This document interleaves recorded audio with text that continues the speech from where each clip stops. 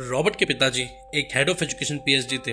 Robert उनसे एक सवाल पूछता है कि हमें स्कूल में पैसे के बारे में क्यों नहीं पढ़ाया जाता, क्यों हमें स्कूल में एक नॉर्मल एजुकेशन दी जाती है। तो रॉबर्ट के पिताजी उसको बोलते हैं कि गवर्नमेंट हमें ऐसा करने के लिए कहती है और गवर्नमेंट ही रेगुलेट करती है कि स्कूल्स में क्या पढ़ाया जाए और क्या पढ़ाना चाहिए। लेकिन रॉबर्ट 9 साल का था और रॉबर्ट बहुत चिंतित था। रॉबर्ट ने कहा कि हमें स्कूल जाना है ताकि हम स्कूल जाके पैसे के बारे में जान सके। तो रॉबर्ट के पिताजी कहते नहीं, तुम्हें स्कूल जाना इसलिए क्योंकि एक जॉब ले सको और जॉब से तुम पैसा कमा सको। रॉबर्ट उस पर कहता है कि ठीक है, मैं जॉब के पार्ट को हटा देता हूँ, बट मैं पैसे के बारे में सीखना चाहता हूँ। तो मैं पैसे के बारे में स्कूल्स में क्यों नहीं सीख सकता। और तभी उसके पिताजी वो फ्रस्ट्रेट हो जाते हैं, परेशान हो जाते हैं और वो बोलते हैं कि तुम्हें इस बारे में मुझसे नहीं, मैं एक गवर्नमेंट टीचर हूँ, मैं एक पीएचडी हूँ, मुझसे नहीं, इसके बारे में तुम अपने दोस्त माइक के पिताजी से पूछो। तो उसने रॉबर्ट बोलता है कि क्यों, आप भी पढ़े लिखे हैं, आपको भी पता है सब चीज के बारे में, आपसे क्यों नहीं, माइक के पिताजी से क्यों। तो उसके पिताजी कहते हैं मैं गवर्नमेंट टीचर हूँ, मैं गवर्नमेंट के साथ बंधा हूँ। लेकिन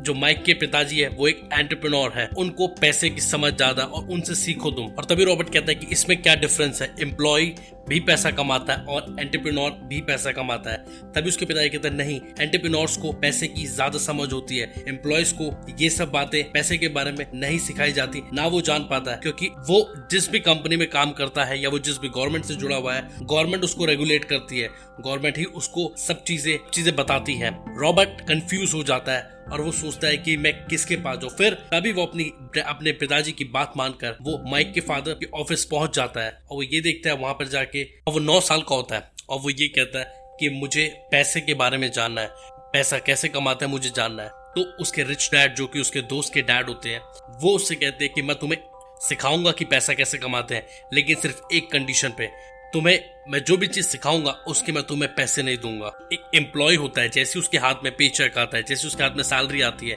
वो एक एम्प्लॉय बन जाता है। लेकिन मैं चाहता हूं कि तुम पैसे के बारे में सीखो जैसे कि एंटरप्रेन्योर सीखते हैं। एंटरप्रेन्योर्स हमेशा फ्री में काम करते हैं, वो पैसे के लिए काम नहीं करते, वो फ्री में काम करते हैं। तो धीरे धीरे करके रॉबर्ट उनके होटल में काम करता गया, उनके रैपर्स होते हैं होटल्स के रेस्टोरेंट में, उसको क्लीन किया और फिर धीरे धीरे वो थोड़ा बड़ा होता गया तो उनके ऑफिस वर्क में भी उसने हेल्प करना शुरू कर दिया, उनके मार्केटिंग और अकाउंट्स को सीखना शुरू कर दिया। और एज एन अप्रेंटिस वो काम करता था और वो उसके लिए पैसे नहीं लेता था, वो फ्री में काम करता था। और साथ में साथ वो एक मोनोपोली का गेम भी खेलते थे, जिस गेम में वो देखते थे। तभी रॉबर्ट बड़ा परेशान हो जाता, वो देखता है कि मैं सारे काम कर रहा हूँ, सब कुछ कर रहा हूँ और साथ में मोनोपोली की गेम खेल रहे हैं। तब वो अपने रिच डैड से बोलता है कि मैं यहाँ पर गेम खेलने नहीं आया हूँ, मुझे यहाँ पर सीखना है कि पैसा कैसे कमाते हैं। आप मोनोपोली की गेम खेलते रहते हैं, आप बताएं मुझे। तो उसका पिताजी जो रिच डैड होता है वो बोलता है कि मैं तुम्हें सिखा रहा हूँ, मैं गेम नहीं खेल रहा हूँ, मैं तुम्हें सिखा रहा हूँ। तो उसके रिच डैड रॉबर्ट को बोलते हैं कि बहुत तरीके से आप सक्सेस को अचीव कर सकते हो, पैसे को कमा सकते हो, लेकिन गेम ऑफ मोनोपोली जो है वो ही अगर आप मेंटेन रखोगे तो आप उस गेम के, तो आप मनी मेकिंग के प्लेयर हो जाओगे। तभी रिच डैड रॉबर्ट को बोलते हैं ऐसे ही मोनोपोली गेम होते कि मैंने छोटे छोटे जो ग्रीन हाउसेज हैं उसको खरीद लिया और एक बड़ा रेड होटल बना दिया, उसको एक्वायर कर लिया, और यही मोनोपोली की गेम है। और जब मैं वापस आता हूँ हेवाई में तो मैं देखता हूँ कि एक सबसे बड़ा जो वकी बीच में सबसे बड़ा हयात रेजेंसी होटल है मेरे रिच डैड का है। और यही बताती है गेम ऑफ मोनोपोली कि हमें कैसे एसेट्स को एक्वायर करना है ताकि हम और बड़ी एसेट्स उसके लिए बना सके, कैसे छोटी छोटी एसेट्स को हम एक्वायर करें और उसके बाद उन सबको कंबाइन करके हम एक बड़ी एसेट्स बना दें ताकि मोनोपोली क्रिएट हो जाए। तभी रॉबर्ट कहते हैं कि ये जो होटल मेरे रिच डैड ने खरीदा है वो बहुत ज्यादा पैसे में, $1,000,000 में खरीदा है, और कई बार उनको फाइनेंशियल क्राइसिस हुए और कई बार उन्होंने रिस्क उठाया तब जाके वो इसको ले पाए। और कई बार हम देखते हैं कि जो मिडिल क्लास देखते हैं कि मिडिल क्लास को हमेशा सिखाया जाता है कि आपको ज्यादा बड़े रिस्क नहीं लेना, आपको बिजनेस में रिस्क नहीं लेना, आपको रिस्क फ्री लाइफ को जीना है। यही मिडिल क्लास फैमिली का पुअर होने का रीजन होता है। और इसीलिए मैं भी ऐसी फैमिली से आता हूँ जो कि गरीब नहीं थी, बट उनका जो एटीट्यूड था वो बहुत पुअर था, उनके सोचने की जो शक्ति थी वो बहुत पुअर थी। क्योंकि एक जो मिडिल क्लास एटीट्यूड और मिडिल क्लास मेंटालिटी होती है वो एक सुपर ईगो मेंटालिटी होती है, वो रिलैक्सिंग मेंटालिटी होती है। उनको लगता है कि छोटा काम हम नहीं कर सकते हैं, छोटे काम में हमारा नाम खराब हो जाएगा। ज्यादातर मिडिल क्लास मेंटालिटी के लोग होते हैं वो जॉब वर्क हार्ड और उन चीजों पे फोकस ज्यादा करते हैं। वो रिचनेस पे फोकस नहीं करते हैं, क्योंकि उन्हें उनके स्कूल के सिस्टम में रिच होने के लिए बारे में नहीं सिखाया। उन्हें हमेशा तैयार किया गया तो सिर्फ एक जॉब के लिए। इसलिए हम देखते हैं कि बहुत सारे लोग दुनिया में जो डॉक्टर, लॉयर, स्पेशलिस्ट है, जो कि जरूरी है अपने फील्ड में, लेकिन उनको मनी के बारे में उनको नॉलेज नहीं होता कि किस तरीके से अकाउंटिंग, डेट, टैक्सेस चलता है। उन सब चीजों में वो लैक करते हैं। तभी हम देखते हैं कि कुछ लोग रॉबर्ट से पूछते हैं कि रिच डैड को कैसे इन सब बातों की नॉलेज हुई, किस तरीके से रिच डैड ने इन बातों को सीखा। वो कहते हैं कि मेरे जो पुअर डैड थे, जो कि उनके बायोलॉजिकल डैड थे, वो एक पीएचडी थे। जो उनके रिच डैड थे, जो कि उनके फ्रेंड के फादर थे, वो एक बहुत रिच मैन थे। लेकिन जब वो 13 साल के थे तभी उनके पिताजी का देहांत हो गया, और उसके बाद सारी जो जिम्मेदारी, सारी जो बिजनेस की होल्ड है, कंट्रोल है, मेरे रिच डैड के हाथ में आ गया। और उसके बाद धीरे धीरे करके उन्होंने सभी चीजों को, उन्होंने उस चीज को एक कर्ज नहीं समझा, एक ब्लेसिंग समझा।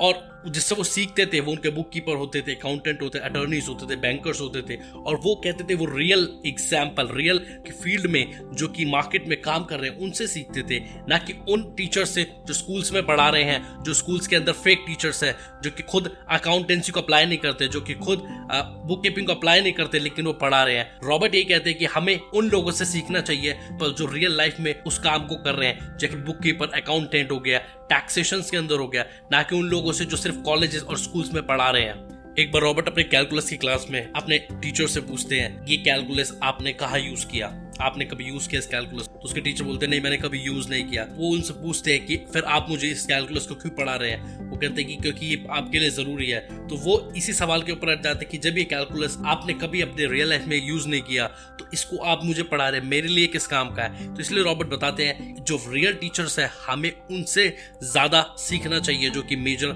जो कि फील्ड में, मार्केट में काम करते हैं, जो अकाउंटेंट में, और जो फेक टीचर्स है, जो कि हमारे यूजुअली हम कॉलेजेस में देखते हैं, जो कि रियल लाइफ टीचर्स नहीं है, वो हमें सिर्फ एक बुकिश नॉलेज देते हैं, लेकिन practical knowledge of money, practical knowledge जो होती है पैसे की, वो उनके पास नहीं होती है। इसीलिए रॉबर्ट बताते हैं कि जो मिडिल क्लास लोग होते हैं, जो पुअर पीपल होते हैं, वो एक फियर मेंटालिटी के होते हैं। उनकी लाइफ में हर चीज में एक डर होता है, उनकी जॉब छूट जाती है, उनके माइंड में हमेशा चलता है आई कांट अफोर्ड दिस, मैं इसको अफोर्ड नहीं कर सकता। और यहीं से उनके जो दिमाग है, उनकी जो मेंटालिटी है, कंप्लीटली चेंज हो जाती है। वो कुछ भी चीज देखते हैं वो उसको आई कांट अफोर्ड कहकर आगे बढ़ जाते हैं। और यही रिच मेंटालिटी जो लोग होते हैं, वो आई कांट अफोर्ड की जगह कहते हैं I can afford it. Robert के पुअर डैड थे, जो कि उनके पीएचडी थे, वो यही कहते थे आई कांट अफोर्ड दिस, क्योंकि मेरे पास पैसा नहीं है, मेरे पास पैसा नहीं है, इसलिए मैं बड़ी गाड़ी नहीं खरीद सकता, मैं इतनी महंगी गाड़ी नहीं खरीदता। और रिच डैड यही कहते हैं how can I afford it, मैं इसको कैसे ले सकता हूँ, मैं इस बड़ी गाड़ी को, मैं इस बिजनेस को कैसे एक्वायर कर सकता हूँ। तो वो यहीं से मेंटालिटी चेंज हो जाती है कि आप एक बात में जब आप कहते हैं आई कांट अफोर्ड इट, तो आपका माइंड रीवायर हो जाता है कि मैं नहीं कर सकता। और जब आप बोलते हैं how can I afford it, तो फिर आपका माइंड आंसर्स को ढूंढने लगता है कि कैसे मैं इस चीज को एक्वायर कर सकता हूँ। इसीलिए एक इसमें रॉबर्ट ने एक मेंटालिटी चेंज के बारे में बताया है कि हमें अपनी मेंटालिटी को चेंज करना है। फ्रॉम आई कांट अफोर्ड से how can I afford it को जब आप बोलना शुरू करेंगे तो डेफिनेटली आप उसका आंसर्स भी ढूंढना शुरू करेंगे। और रॉबर्ट इसी में बताते हैं उनके लिए जो फर्स्ट बिजनेस जो है फाइनेंशियली जो उनको इंडिपेंडेंट करता है वो एक बिजनेस है, एंड सेकंड रियल एस्टेट।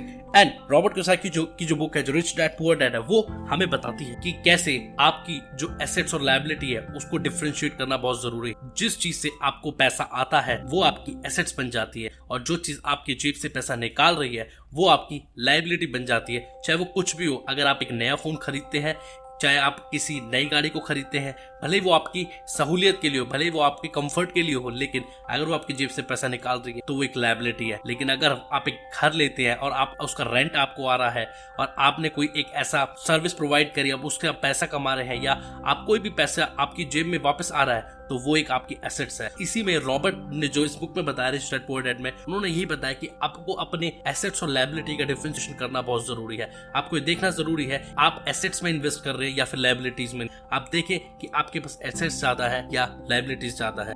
अगर ये बातें आपको पसंद आई तो मेरे इस वीडियो को लाइक करें और अपने फ्रेंड्स और फैमिली के साथ शेयर करें, और मेरे इस चैनल को सब्सक्राइब करें और बेल आइकन जरूर दबाएं।